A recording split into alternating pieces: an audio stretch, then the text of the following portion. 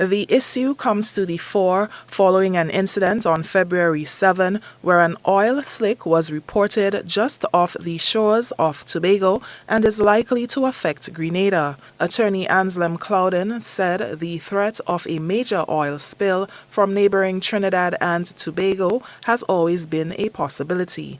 This is a situation that has been looming, and the danger has been evident for a long time. We should think now in Grenada of improvising an oil spill contingency plan under the Marine Division of Planning, because these things can happen anytime, and we must be prepared.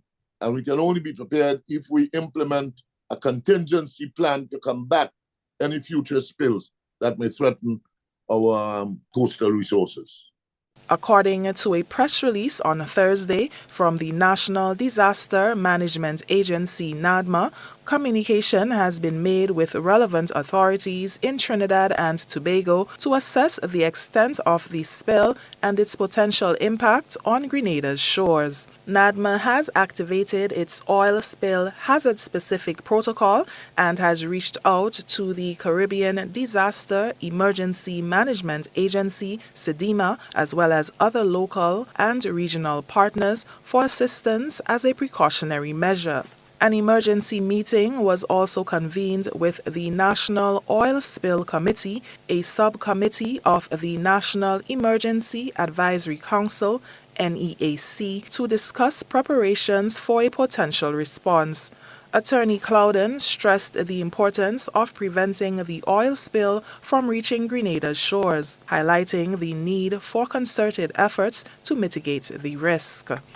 If the spill is not contained, and this is the crux of the matter, so that it calls for immediate cooperation, scientific exploration as to its direction and its propensity to come into our beaches and our inlets and do irreparable damage to our marine life, including our mangroves. This would be a catastrophe of unprecedented proportions. This topic will be further discussed on Monday's Beyond the Headlines program with officials from the Grenada Coast Guard, head of the Tobago Emergency Management Agency, members of the Grenada Ports Authority, and the Ministry of Health.